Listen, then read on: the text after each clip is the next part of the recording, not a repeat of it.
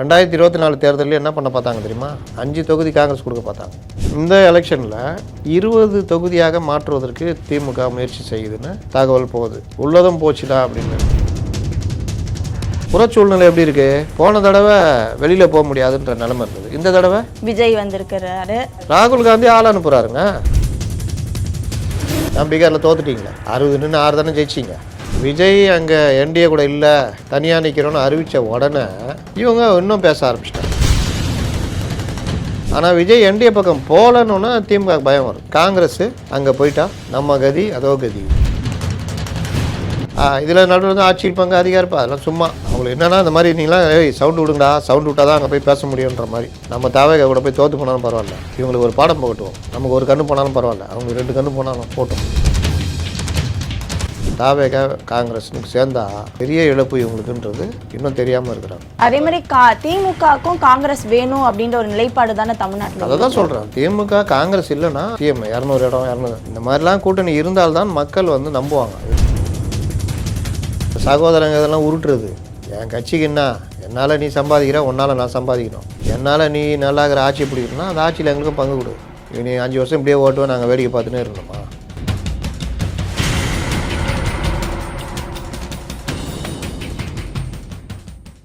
Cloud7 voice நேயர்களுக்கு வணக்கம். இன்றைய நேர்காணலில் நம்மோடு இணைந்திருக்கிறார் மூத்த ஊடகவியலாளர் முத்தலீஃப்.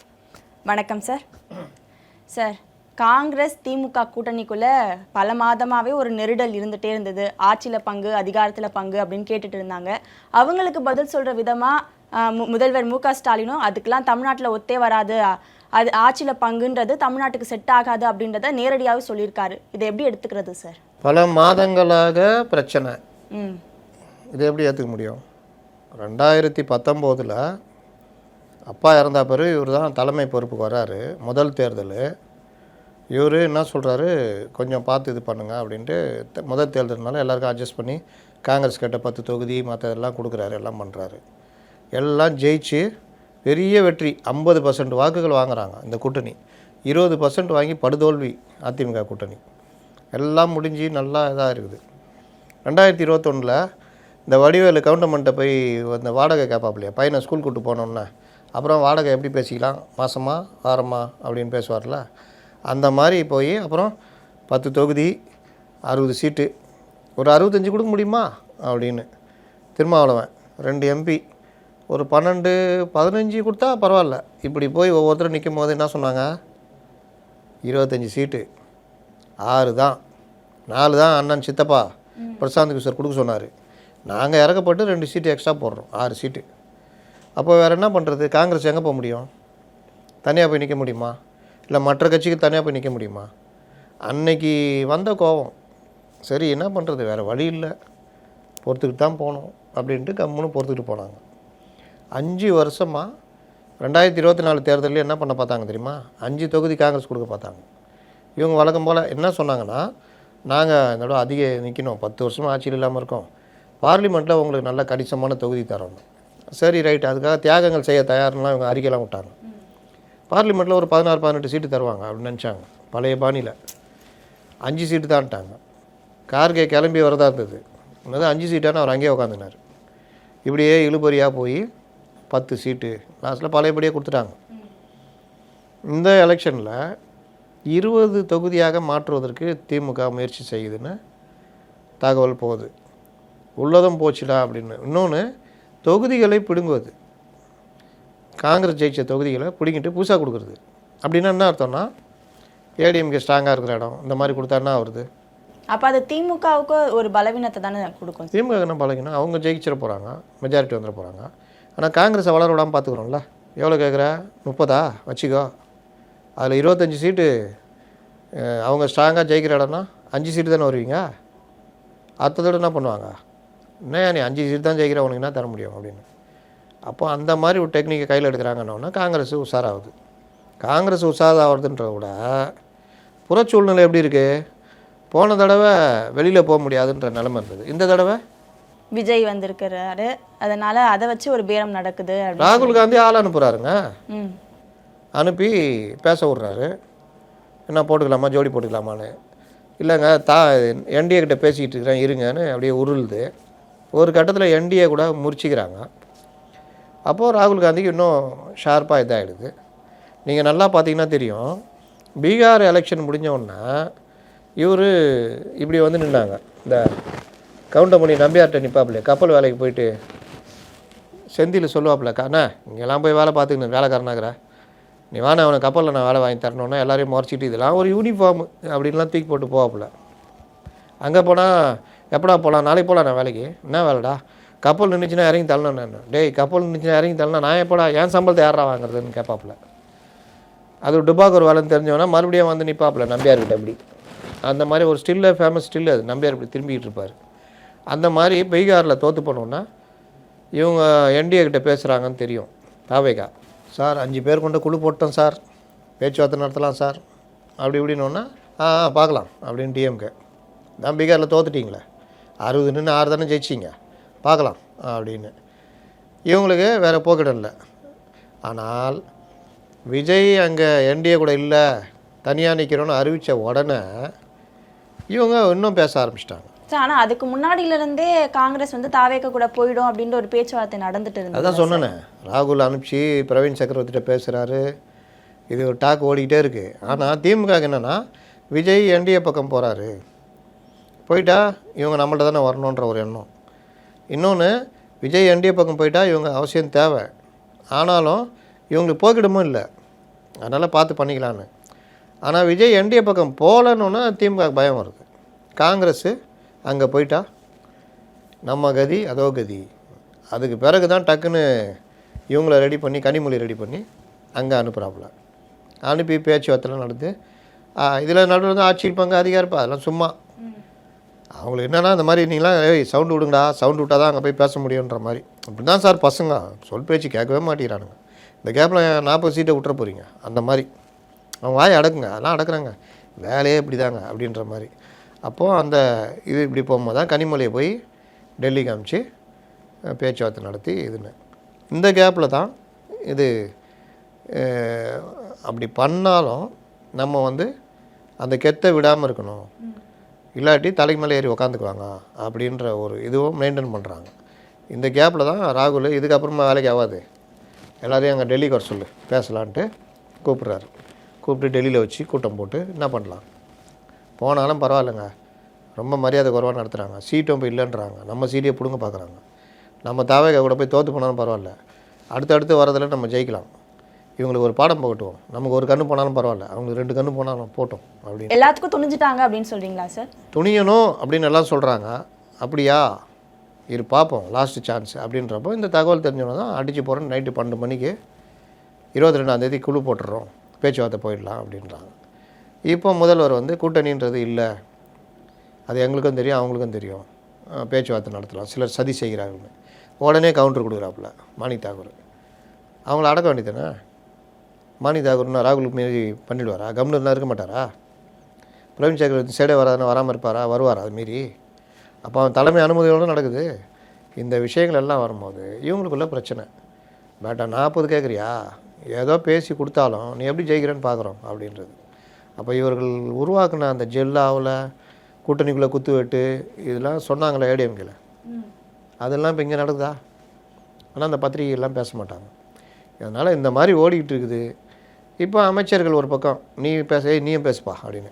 இப்போ நேரடியாகவே திமுகவை சேர்ந்தவங்களும் சரி, காங்கிரஸை சேர்ந்தவங்களும் சரி, நேரடியாகவே அமைச்சர்களை திட்டுறாங்களே, போனால் போது போட்டோம் போ, இதெல்லாம் பெரிய இதுவா, போ சொல்லு. ரகுபதி அவர் தனியாக சொல்கிறாரு, ராஜகண்ணப்பன் நேற்று சொல்லியிருந்தாரு, எல்லாரும் இன்றைக்கும் பேசுகிறாரு. அப்போ இந்த மாதிரி சண்டை முற்றிக்கிட்டு போய்கிட்டு இருக்குது. இது ஒழுங்காக வரலன்னா தாவேகா காங்கிரஸ்னுக்கு சேர்ந்தா பெரிய இழப்பு இவங்களுக்குன்றது இன்னும் தெரியாமல் இருக்கிறாங்க. சார் காங்கிரஸ் வந்து தாவேகா கிட்ட போகிறது எந்த அளவுக்கு பலம்னு சொல்கிறீங்க சார்? பலம்லாம் ஒன்றும் கிடையாதுங்க. தாவேகா எந்த வித சிஸ்டத்துலையும் இல்லாமல் ஏதோ சுயபெருமை நம்புங்கள் நாராயணன் மாதிரி ஓட்டிகிட்டு இருக்கிறாங்க.